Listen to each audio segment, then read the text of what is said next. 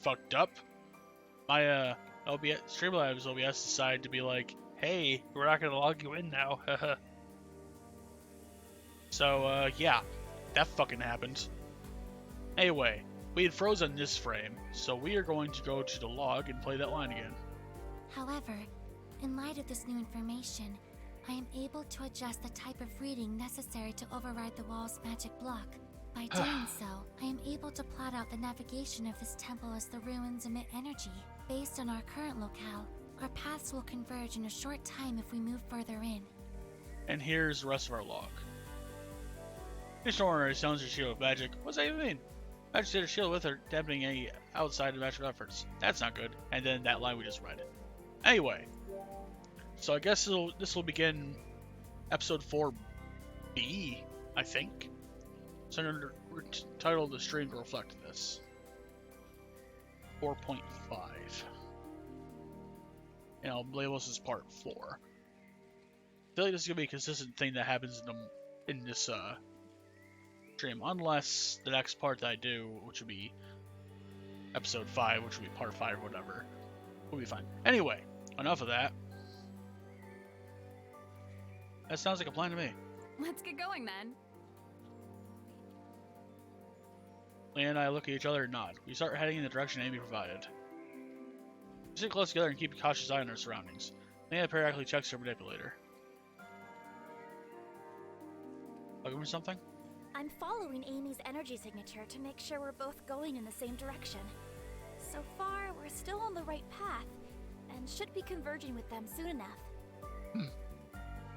That's good. Put my hands behind my head.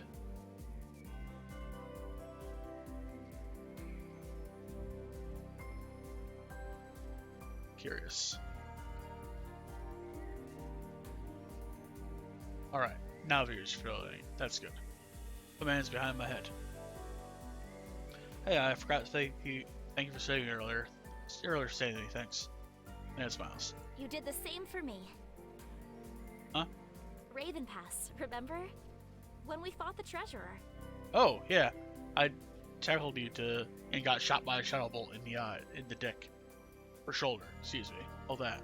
Guess so, but I only pushed you out of the way back then. In hindsight, I probably should have also dived out of the way too, instead of, eating the blast full force.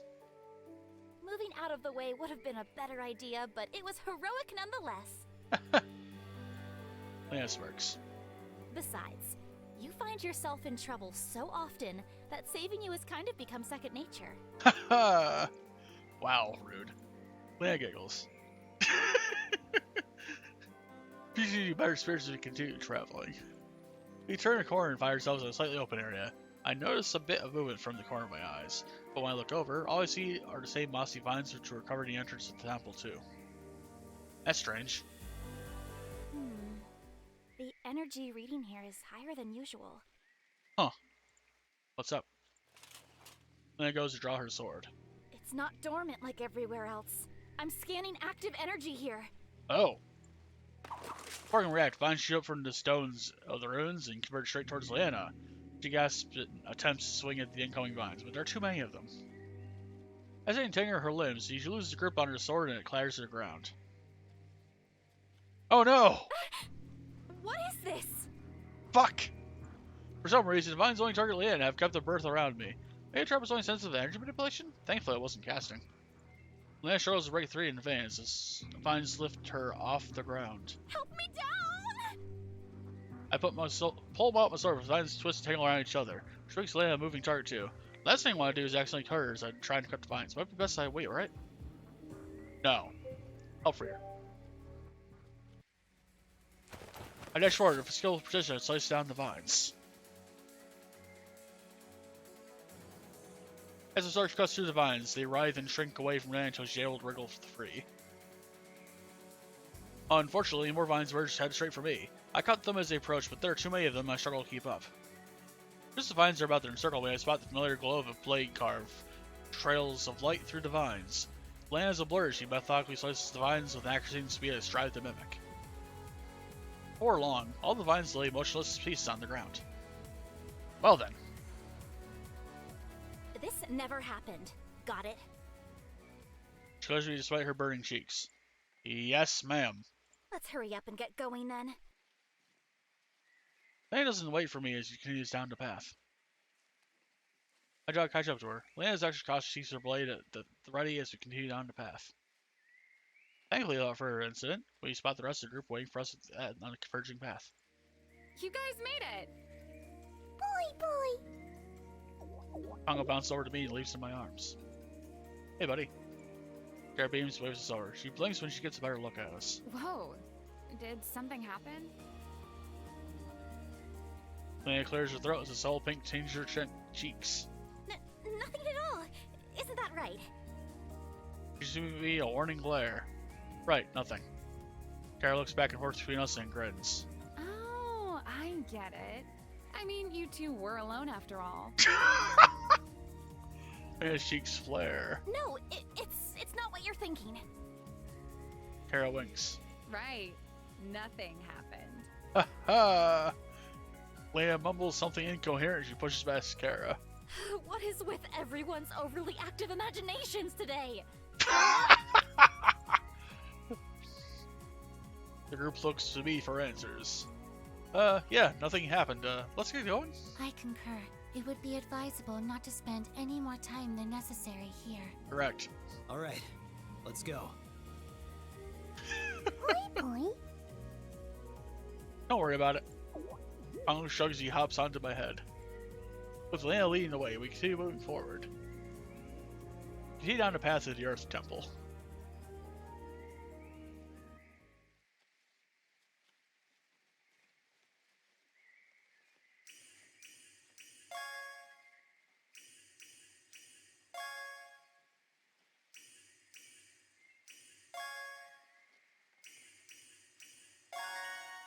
Okay, we got it.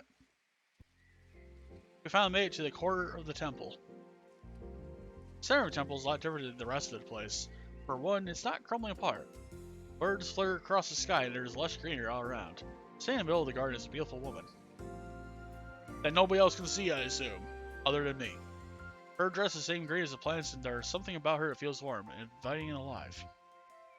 Sounds and the voices of my friends fade away as I'm filled with the tranquility and beauty of nature surrounding me. She raises her hand, and at her touch I feel a sense of calm and peace. Just like at the fire temple, I can feel the revitalizing energy of the energy absorption. The more energy absorbed, the more translucent yellow it becomes, till with a small smile she disappears. Okay. Slowly the scenic nature of me fades from my senses. I pull back to crumbling ruins of the temple and the curious faces of my friends. Amy and Leanna hover by me as Pongo looks up at me from the ground. His pupil dilation is returning to normal. Oh shit. Are you feeling okay? You completely zoned out there. I know, I still feel dazed as the remnants of tranquility begin to fade. Did you see the Earth Elemental? I did. This time though it felt different. When the energy was channeling into me at Fire Temple, I felt a rush of passion and strength. This time I felt more of a sense of peace and calmness. I can confirm you did absorb a substantial quantity of energy. However, your mention of feeling emotions based on absorbing differing elemental energy is quite fascinating. It is something which has never been reported before, given that humans of Terra cannot absorb energy. Strange. Once your senses have fully returned to normal, I would appreciate discussing in greater detail what exactly you experienced during the actual absorption of energy. Makes sense. Sure, we can talk about it later. Where is Zach and Kara? As if on cue, the two of them appear, each holding bags filled with what I assume was whatever loot that could be found. Don't mind us. We just went on a little all-you-can-grab treasure buffet. She grins, opens her pouch, and hands something to Amy. Here, I found this. He hands Amelia an ancient tome. I figured you might be interested in this sort of thing. Amy carefully turns the pages of the book with great interest. This is written in ancient Gaian script, a language of which I have studied, but of which I am not fluent.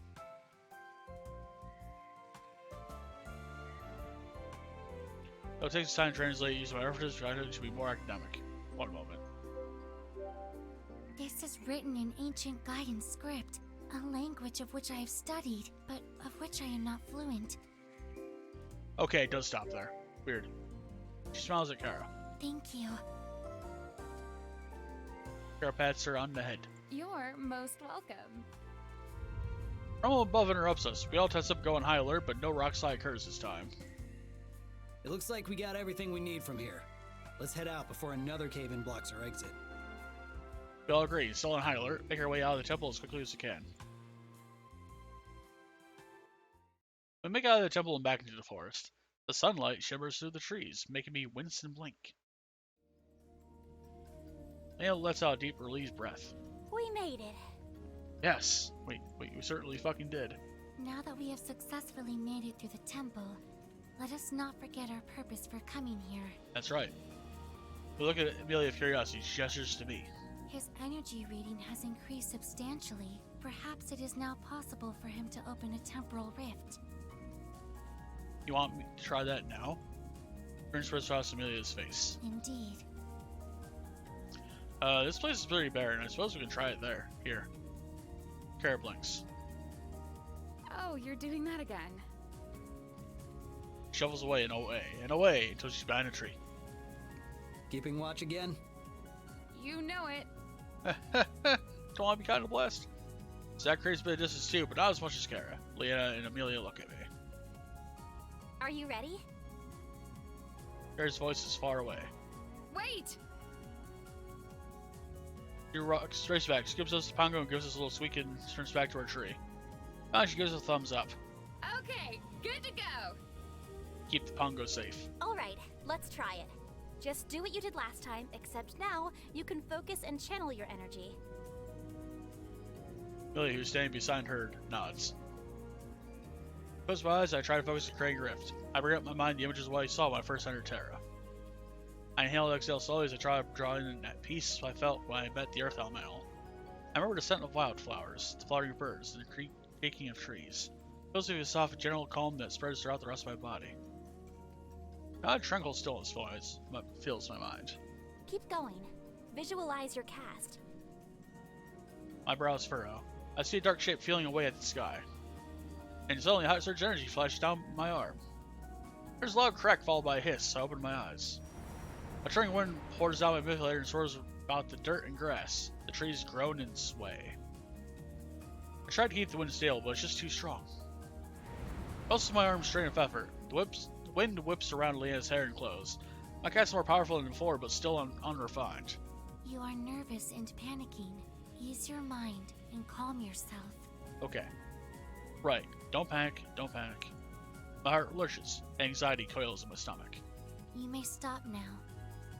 I do as she says. The wind snarls and moves to a gentle breeze. Last bit of it skims through the grass and vanishes, quick as a butterfly would flutter. My arms dangle on my sides. They feel as if they're being pulled down by heavy weights. I take in deep breaths, my heart still pounding. I cringe and look up at the two. How did I do? Lena hesitates. That was... A failure. Amelia! Hey blinks in surprise. Is that not what you were going to say? He was unable to create the rift. Lena sighs and crosses her arms. He did better than his first try. He actually cast something this time. Amelia blinks again. I see. I suppose there was some improvement. Ooh. She taps her chin in thought. I believe your magic training should involve bettering your accuracy and honing your focus. At this point, we are still unsure if the inability to create the rift is from your lack of energy or technique. That makes sense. Right. I puff out a defeated sigh. Seems like I still have a long way to go. Hey, where did Zach go? Huh? I look up. Zach isn't anywhere in sight. That's weird. I glance around. Even in force, I see a rustle of something black. I squint. Maybe it's Zach's trench coat. I zero on it, see if Zach and Kara are peeking behind the same tree. Hey, when'd you get all the way back there? Zach's voice is faint. You couldn't control it. No way was I gonna stand there if you went splat. This coat is not easy to clean. My jaw gives a little tweak. Thanks for the vote of confidence. Kara grins and claps her hands. She shouts for us to hear her. You put on quite the show. Glad I wasn't there for it, though. Lena frowns. Okay, it's done now. Can you guys come back? Kara skips over. Zack follows with his arms crossed. So, where to next? According to Elderism's notes, Allendale is the closest city located to where the ancient people worshipped the air elemental. I believe we will be able to uncover more information from the library there.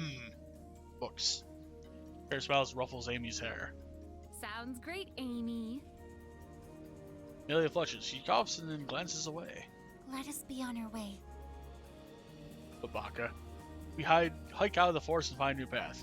Amy leads us north and begin traveling on foot for the rest of the day.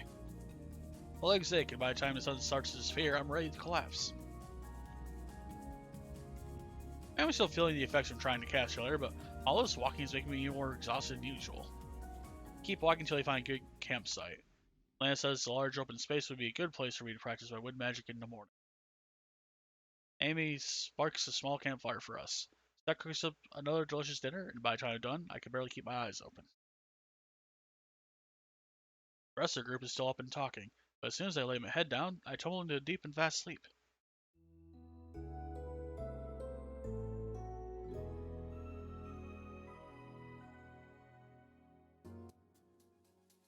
The next day, Lana and I get up bright and early. We decide to practice sparring before the others wake up. Our swords clash with a score of heavy blows. Lana forces me backwards with a huge grin on her face. I'm breathing hard and struggling to keep up with her brows knit in concentration. Lana sweeps the blade aside and comes back around, but I swing in time to deflect it. Her face brightens and she seems pleasantly surprised. Wow, that's great! You're getting much better. Oh yes. Really? Lana's grin turns devilish. Hi-ya! She lunges at a loud, sharp cry. Barely raise my sword in time. Runs quick and she strikes harder. I try to keep up, but I manage to hold my own. Ultimately, Lana's final move knocks me to the ground. I groan, blink up at the sky. It's hard to breathe with the wind knocked out of me. Are spars always going to end up like this? Lana's face appears over mine. She smiles brightly. That was so much better. I lost yet again, though. This time. But you're getting stronger and stronger every time. Yes. That cheers me up a little. Lana extends her hand up and helps me up. Let's switch gears. You've been doing really well with sparring, so we should practice your magic training. You need to learn to refine your cast. No, she's right, so I nod. Feeling more confident about it now that I know I can cast. Think back on countless previous training sessions and frustration came with it. Even though I know I still have much to learn before I reach anywhere near Leanna's level, I'm just glad to be past those early stages. Alright, practice channeling your energy through your manipulator. And this time, keep your focus on where you want to cast. Okay.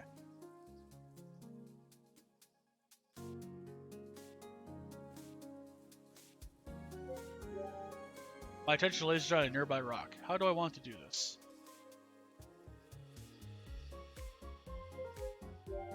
Close my eyes and focus. That familiar energy trickles down my arm. Wind sprouts from my gauntlet, but I can't seem to summon enough. Rock rotates just barely off the ground. My arm shakes with effort to keep it there. Lana sends out a whoosh of air, strong and calm. The rock lifts up a little higher. He smiles. That's better. You're doing well. You just need to focus on summoning more energy. Lana looks around and points at a large rock. Try again on this rock. Take a deep breath, to clear my mind, cast again. As usual, a solid gust of wind bursts forth and I steadily float the rock in the air. Lana claps her hands together, a wide grin on her face. Yes, that's it. Hey, I'm doing it. Oi? Pongo glares at the floating rock curiously. Oi! In one motion, he jumps right onto the rock. Ooh, it startles me, and the rock jolts in midair. Pongo wobbles precariously, and I feel the nerves steady again as I fight to steady the rock. It's okay. Don't panic. Just keep your focus. Try to float them towards you. Okay. Alright. Just heavier now, so I have to adjust my energy output. Breathe in and out and refocus. The rock stops swaying. Good. Keep going. A strong breeze whisks around the Pongo, keeping it in place. I close my eyes and picture him floating closer. You got this. I open my eyes. The rock of the Pongo floats closer and closer. A huge grin blooms across my face. It's working. Pongo jumps from the rock onto my head. As soon as the Pongo touches me, I lose my concentration and drop the rock. Nana giggles. Great job. The Pongo wiggles on top of my head. Thanks for being a good sport. Leanna giggles as I pat the Pongo. Boy. I think that's enough training for today. You've made great progress. Thanks. I can feel the fatigue start to set in, and I'm grateful to Leanna for ending the session. Let's go rejoin the group. Yes, they should all be awake by now, I think. Leanna nods, and our three of us return to camp. I predicted everyone else is awake and even have breakfast prepared. After we eat and clean up camp, we resume our journey. After a couple of days' travel, we continue journeying along the path where we notice thick clouds darken the sky.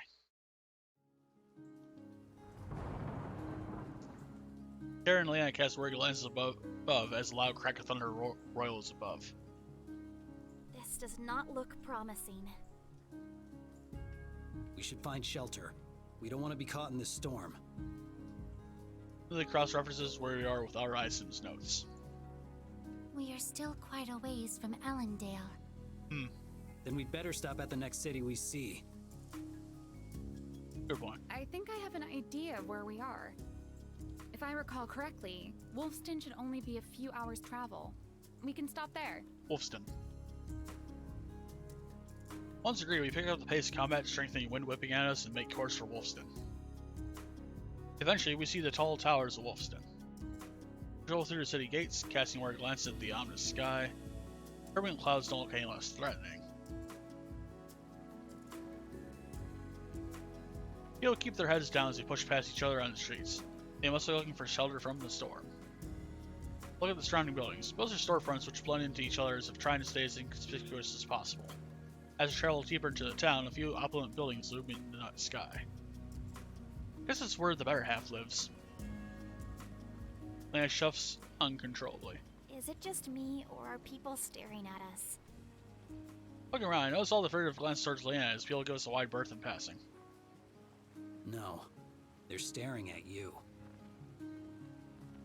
Jack's comment seems to make her even more anxious.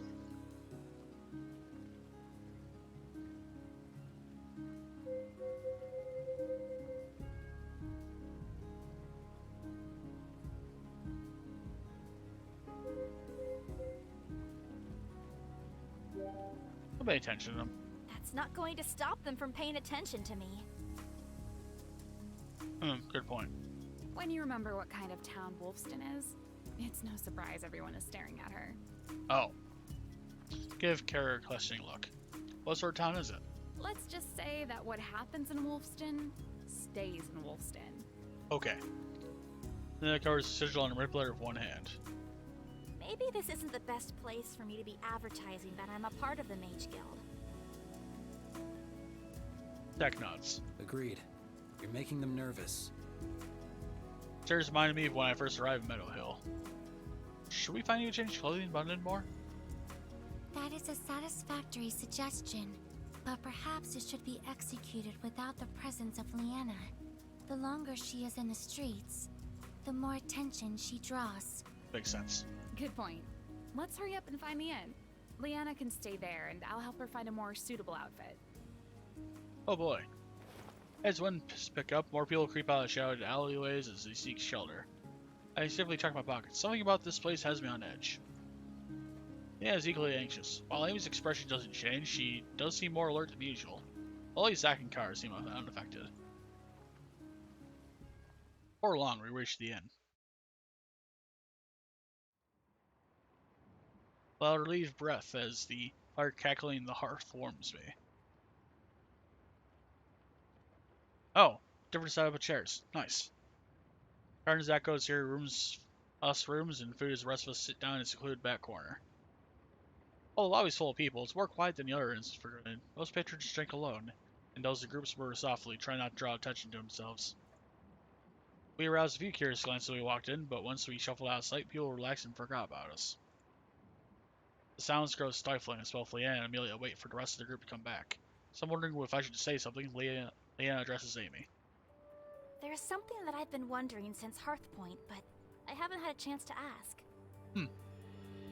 Amy shifts her attention to Leanna. Your mother mentioned that it's taken you a while to get a field study approved. Yes, that is correct.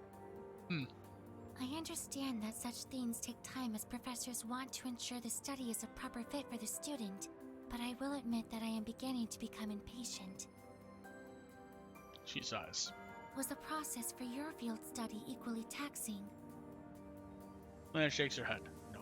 No, I actually got the first one I applied for. Weird. Anya blinks and her eyes grow wide. You were accepted upon your first application? Yeah, She stares at Leanna. maybe the process is different for mage knights and mage casters. Anya continues to stare. Leanna looks at me and I shrug. Amy? I do not understand. I have completed all the prerequisites necessary to apply for a field study. I have even attended supplementary training to increase my potential for the selection. For all intents and purposes, I should be the most ideal candidate for the mandatory field study. Is it just your professor's recommendation that you need? Correct, but I have been repeatedly told that the field study is not a good fit for me. Weird. Leanna rests her head in her hand as she thinks. Do you think it has something to do with your age? Amy frowns. My age should not be an eligibility factor. I have proven myself to be capable enough to study as a mage caster. This is pretty strange. And they haven't given you a specific reason why you keep getting declined? Millie shakes her head. I am quite perplexed by the situation, especially now that I understand my difficulties are not standard. I can feel frustration behind her words. Sounds like the Academy has it out for her, and I think she's only just starting to realize she's being treated differently.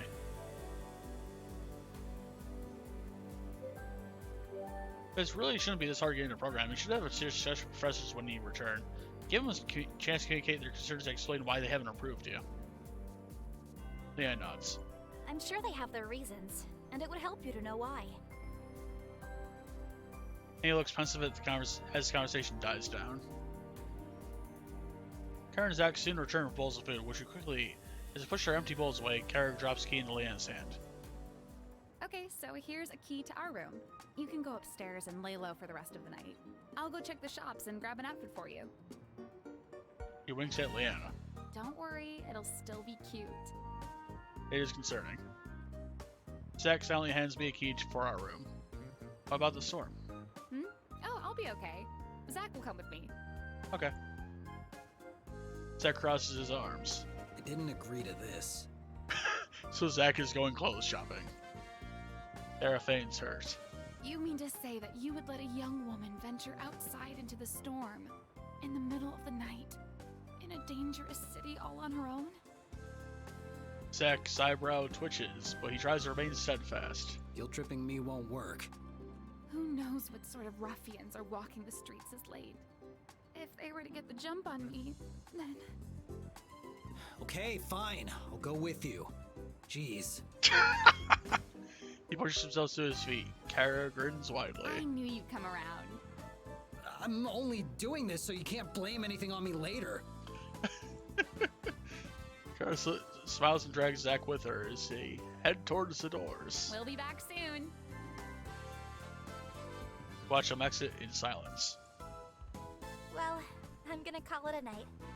As will I. It's getting pretty late and I thought a real bed is very tempting after having to camp out for how many nights. I think I'll return it too. Together we head upstairs and split into our separate rooms. I relax in my bed for a while, enjoying the peacefulness of the night as I wait to fall asleep. Pongo mysteriously emerges from somewhere and hops into my bed. He bounces over and leans against me before finding a comfortable spot in my bed to sleep. Not sure how much time passes, but I eventually hear Zach's return to the room and go to bed. I fall asleep not too long after. Yeah.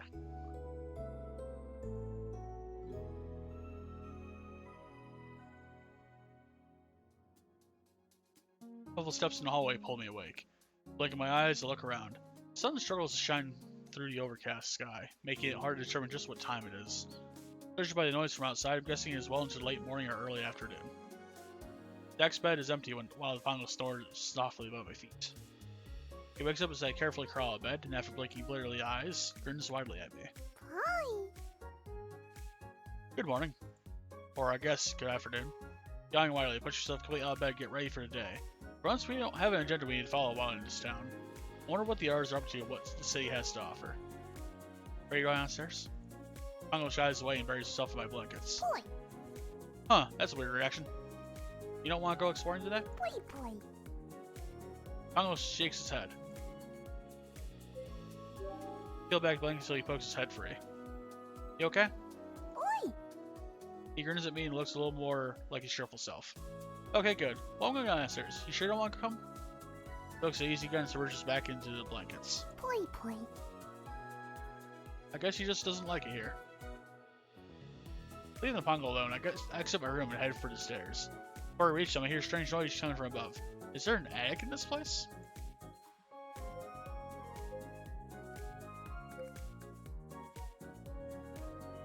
Fuck it. I tiptoe towards where I head the noise and find a pull-down staircase all lowered. Slowly begin to climb up. As I get closer, I recognize this noise as a series of hushed poise.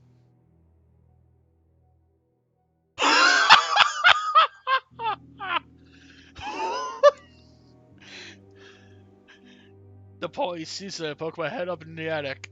I found the poi mafia.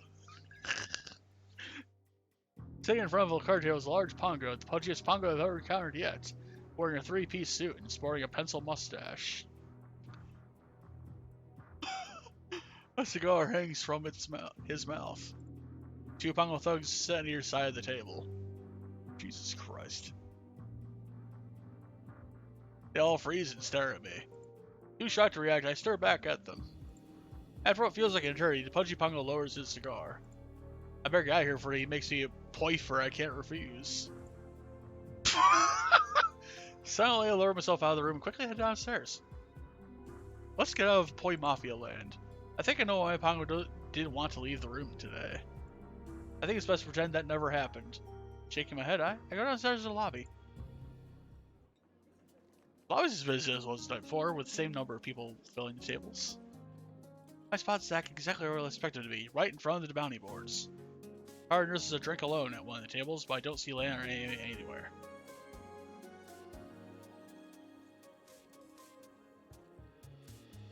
Touch Zach. Touch Zach at the boards. Hey. Glances at me to nod his acknowledgement. See anything good? Yes, actually. Oh. I look at the boards and let out a breath in surprise. Whereas most of the boards at the end only have a few flyers spent at a time, this board is covered in wanted posters. Oh, that's a lot of bounties. Zach grins. Check out the payout on these things. He points to a poster of a scarred man with a grizzled face and deep frown. Underneath his mugshot lists a number of more zeros than what has ever existed in my bank account. Damn. I can't help myself as I continue to scan the board, taking note of the offered bounties. Zach grins as he throws my words back at me. See anything good?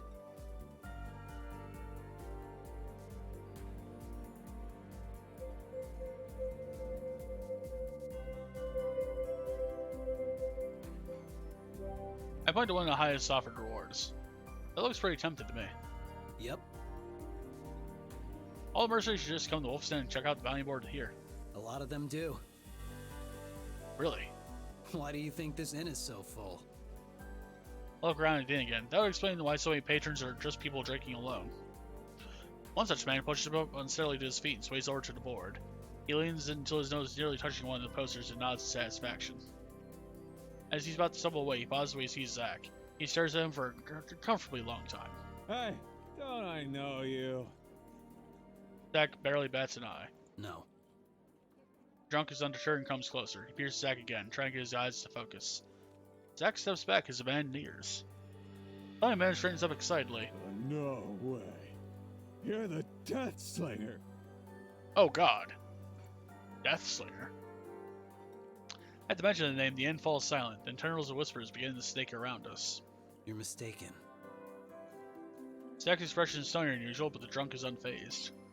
I never thought I'd see you here. But it makes sense. Everybody makes it to Wolf's Den sooner or later. Jesus Christ. You have the wrong guy. The drunk squints and shakes his head. It must be you. The trench coat, scar over one eye. Whispers increasing to hurried murmurs as all eyes fall on us. The drunk Drunk thinks for a second. But do you have purple dischargers too? He reaches towards Zach's holster dischargers, but Zach smoothly steps away. If I were the Death Slinger, would you really want to piss me off? Zach's icy warning causes the inn to fall silent again. The drunk sways precariously as the muddled gears in his head turn. The understanding finally dawns. Oh, right. I'll leave you alone. Sorry. As the man stumbles back to his table, Zach sits down at an empty table in the corner. I silently follow, feeling the weight of everyone's gaze. When I sit down, Zach glares at the people around us, which causes them to quickly turn back to their tables and resume whatever they were doing. Many of them seem suddenly very interested in their drinks. Zach doesn't seem inclined to talk, but the silence is stifling. That was pretty weird. Don't pay attention to him. It's just a random drunk. The innkeeper walks over and places 2 drinks on the table. Zach looks at him and he quickly speaks. On the house, we don't want any trouble here. Zach nods, takes a sip from one of the drinks. Thanks. A look of relief washes over the innkeeper's face as he walks away. Gradually, life returns to the inn as people lose interest in us. So, who exactly is the Death Slinger? He's a mercenary. Most mercenaries don't silence an entire inn at the mention of their name. You're right. He takes another drink. Wait for him to continue, but he doesn't. I don't think I'll be getting more out of him now. Since things have begun to feel more normal, I relax a bit and take a sip of my drink. I think I quite finished the rest of our drinks. While his stony frown has lessened, I think it'd be best to give him some space. I say my goodbyes and leave the table. Taking our drink.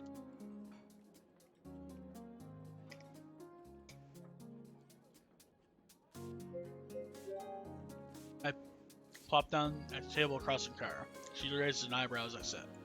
Hey, Kara. Hey, She looks at me as she takes a sip of her drink. Any exciting plans today? Shrugs. Yeah, same here. There's gotta be something more exciting to do. What do you think? I smile spreads across her face. She throws back her drink and slams the empty mug on the table. I think I know exactly what we should do. Wait, a drinking contest? I'm not sure I trust her look. What does she have planned? What do you have in mind? We're going to go gambling. Oh god.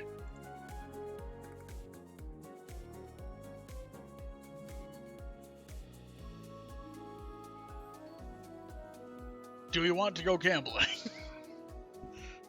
Oh god. Fuck, why not?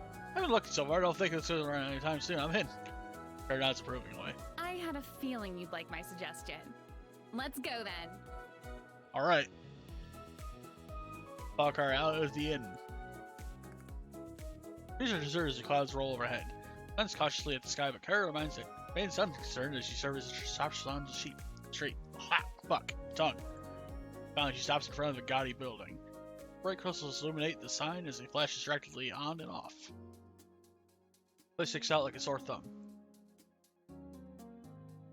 Kara grins as she pushes open the doors. Oh, hey. I remember this look. I follow her and blink as I adjust to the dim room. Even if I hadn't known where we were going, I would have instantly recognized this place as a casino. Half the room is lined with flashy slot machines powered by mini crystals, while the other half is filled with tables. Both players and onlookers crowded onto the tables. In fact, the casino is packed with people. Clearly, the storm is not enough to keep these people from their games. So, see anything you like? She stares at the tables. You pick. She weaves among tables, taking cursory glances at each game before deciding. Have you played Shadow Knaves? How do you play? The goal is to reach a numerical value of 21 with the cards you're dealt. Oh, You'll start with 2 cards, and you could choose to add cards or stand depending on what you have. oh.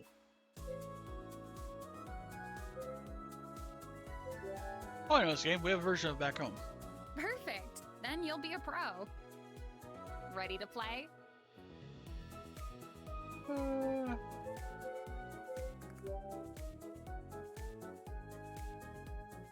Header remains seats at the table. Fellow dealer begins the first round. He slides 2 cards face up. All the numbers look the same. It seems these cards are unfamiliar. I have what looks like a 7 of crystals and a 9 of swirly dots. Player and tail. My cards have a total of 18, 13, 7, and 20.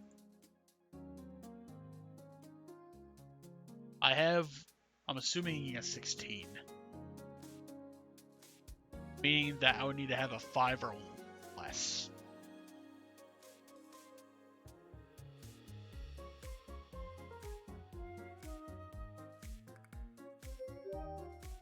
My card is only at 16.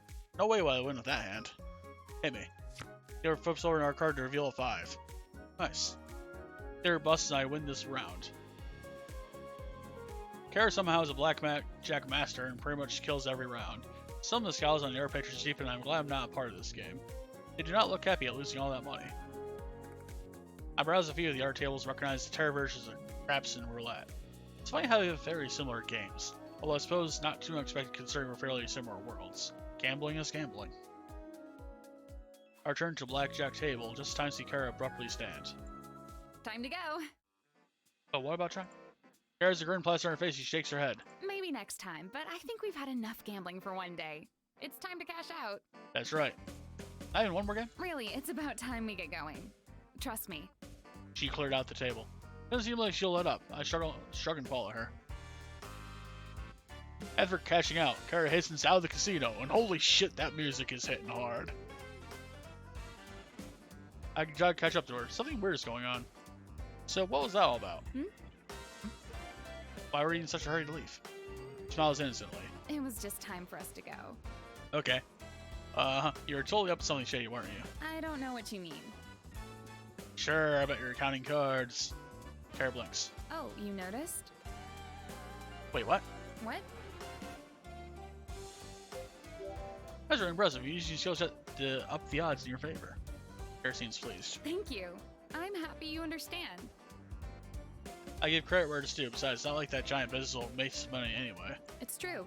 There are a few people I could think of who could put that money to better use. Like those orphans. You like orphans? Kara whips her head around and stares at me with wide eyes. Particularly those orphans back at Stonecrest. How'd you know about that? I saw you there. I want to share money with them too. Her expression softens. You gave them money too. I nod. I felt bad for them. Yeah. They were just trying to survive in the only way they knew how. I thought if I shared my reward with them, maybe they'll find a way where they won't need to steal again. Oh, now I feel guilty only giving a portion of my reward. She laughs. Your heart was in the right place. So what should we do now? She just grin spreads across her face. Let's go to another casino. Another one! I laughed. This can only be trouble. Follow her to our casino where we go through the same routine. After winning big again, we part ways and I head back to the inn. Well,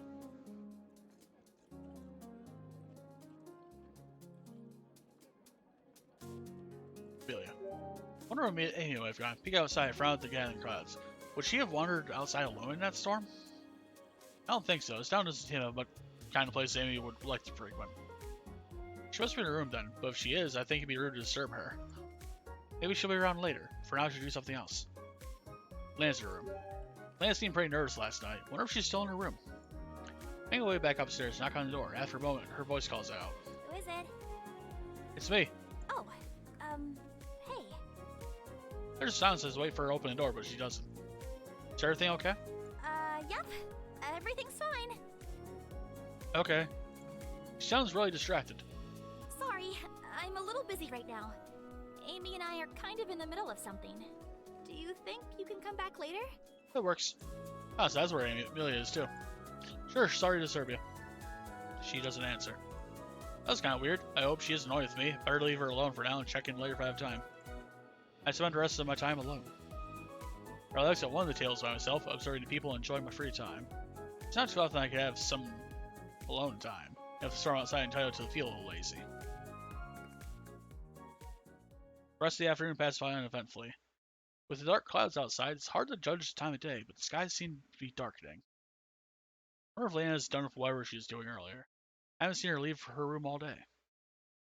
I decided to see if she's free. So I approach her room and knock on her door. Lena? There's a pause and a shuffling sound.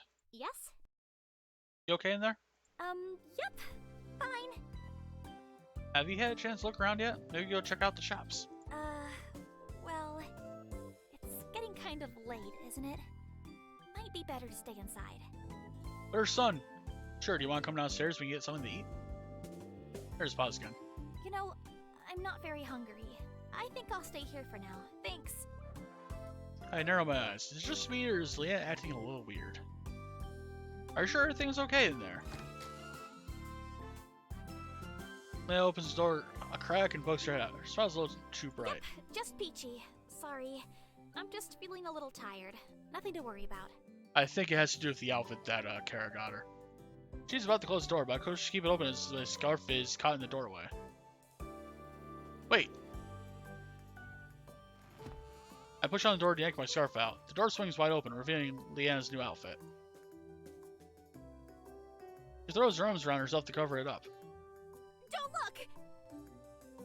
My jaw drops as I take in all of her outfit. What little there is of it. That's not really a sign I pegged you for, but it's not bad. Then I try to cover up as much as possible. I didn't choose this. Kara brought this back for me. Yeah? Is that why you've been hiding in your room? I can't go anywhere dressed like this. It's best if I just stay here until the storm is past. Sure, not that bad. Then it just gives me a look. If you don't like it, we can go to the shops and get you something else. Okay, let me change and then we can go. I thought you couldn't wear your regular armor. Then it blinks. I can't go out dressed like this though.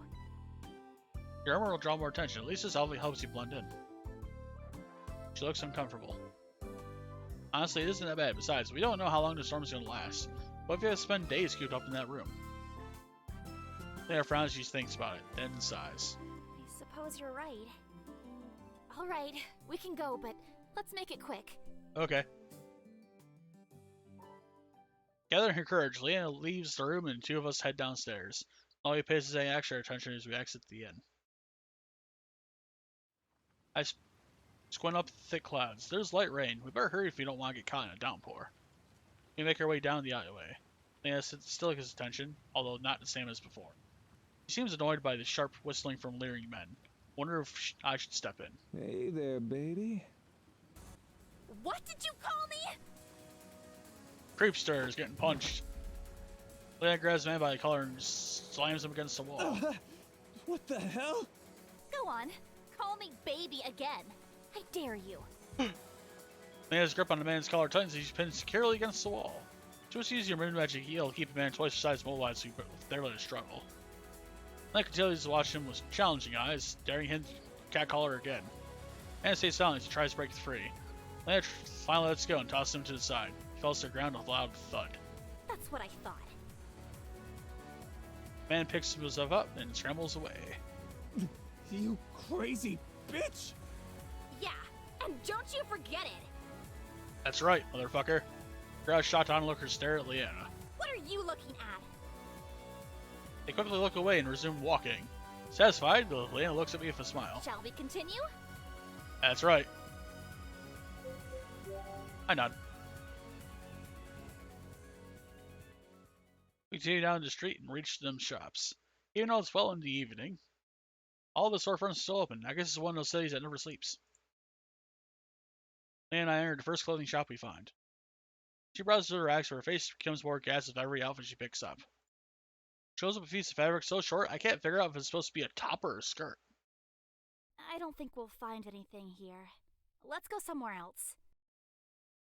Jesus. Alright, follow Leanna out of the store and into the next one. As she browses the selection, she seems even more disappointed. Each outfit is skimpier than the next. What is there, like a fucking string? I checked out a couple more shops with no luck. We entered the last shop on the street. I checked out the racks again, then tracks down the shopkeeper. Excuse me. Do you have any armor? Absolutely. Rushes through the clothing before pulling out what was essentially just a metal brawn thong. Jesus Christ. Man can't hide her horror. Shopkeeper smiles triumphantly. Here you go. How is that armor? What do you mean? It's metal. That means it can protect you. No. But what about the rest of me? He's about to retort, but his left speech as the word to sink in. Huh. You know, I'd never even thought about that before. Jesus Christ. Do you have anything with a little more coverage? Chappie returns to the racks, picks out Darmel Braun underwear. Jesus How fucking. about this? Wow. This is bad. How is that better?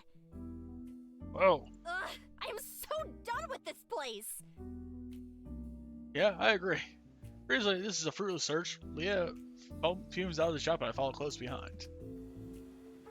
She looks down at her outfit and sighs. It's hard to believe, but I think Kara picked out the most modest outfit available in this place. Ugh. Holy shit. Looks like it. I guess she knows me a little better than I thought. As we pass the darkened storefront on our way back to the inn, two men melt from the shadows and approach us. Excuse me, are those manipulators on your wrist? And I glance at each other and then back at the men. Why do you ask? Second man speaks. We have an offer which may be interesting to you.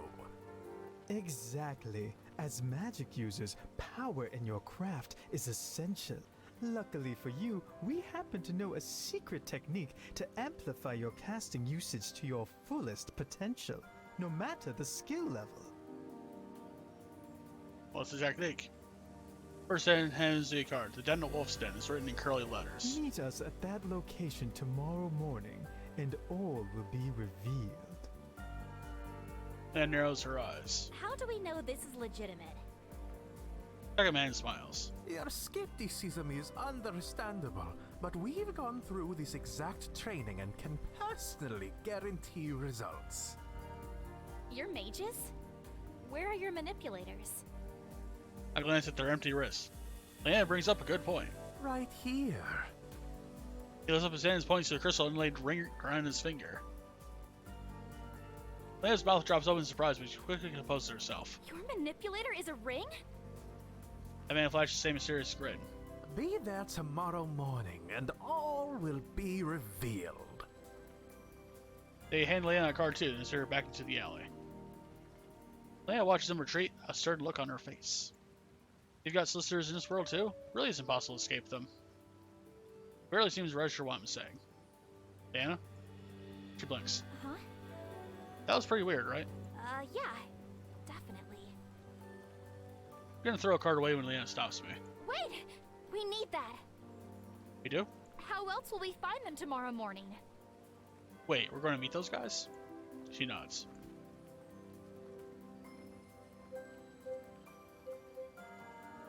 Are you sure this is a good idea? Seems like what we're selling is really shady. It definitely is.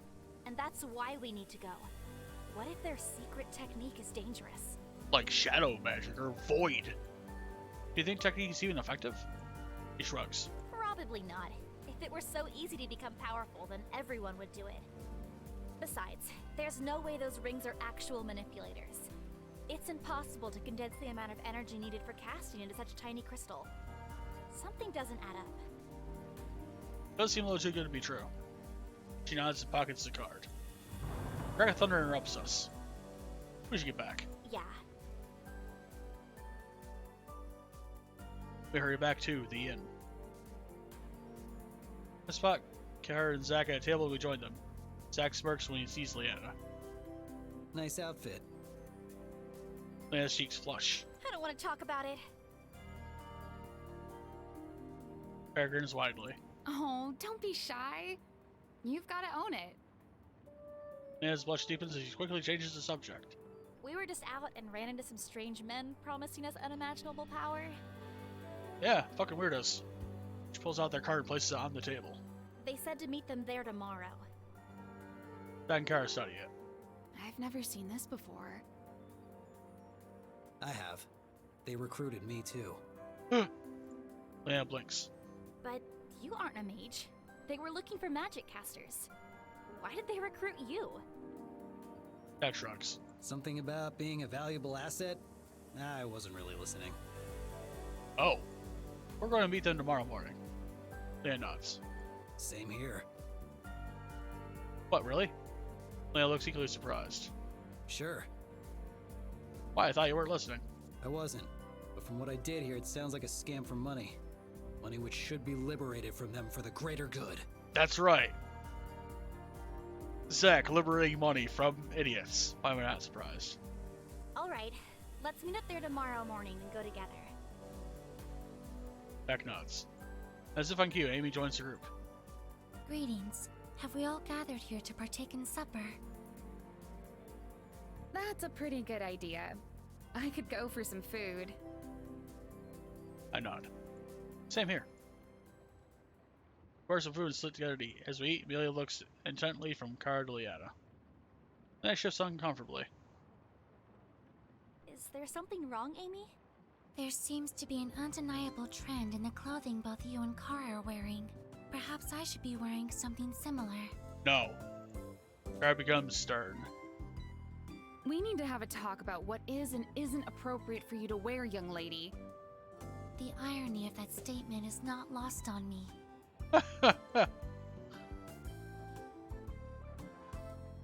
You're too young for that. What you're wearing is much more appropriate. Maybe when you're older. Trust me, you won't find anything age-appropriate in those shops. I believe you all are still significantly misestimating my age. Once the team has calmed down and talked about purchasing an outfit, we finish the rest of our meals. That reminds Zach and me to meet downstairs in the morning, then we all retire to bed. Every unchanged, fall to my bed and drift to sleep.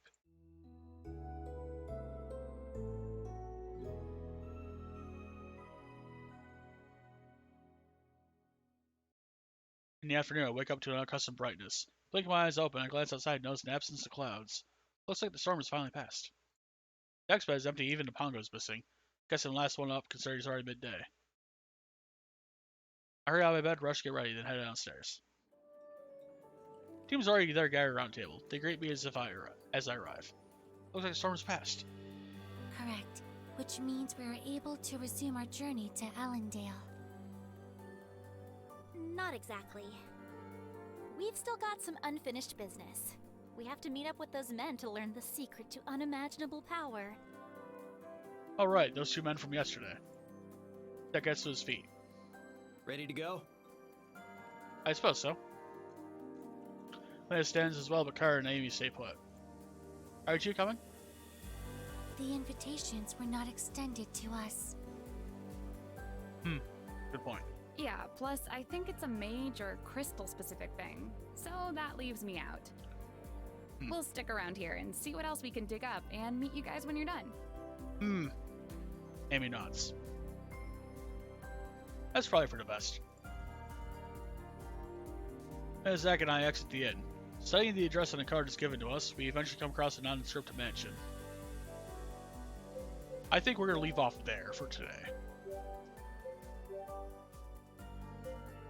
Because Jesus Christ. I don't know what to expect out of this mansion thing, but yeah. Anyway, I'm assuming no one else is going to be playing this game, so what I'm going to end up doing is just briefly checking into Fringe Crew to see if something's going on there.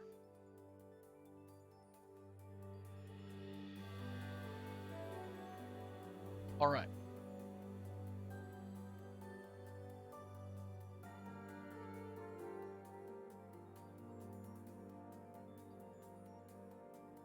Alright.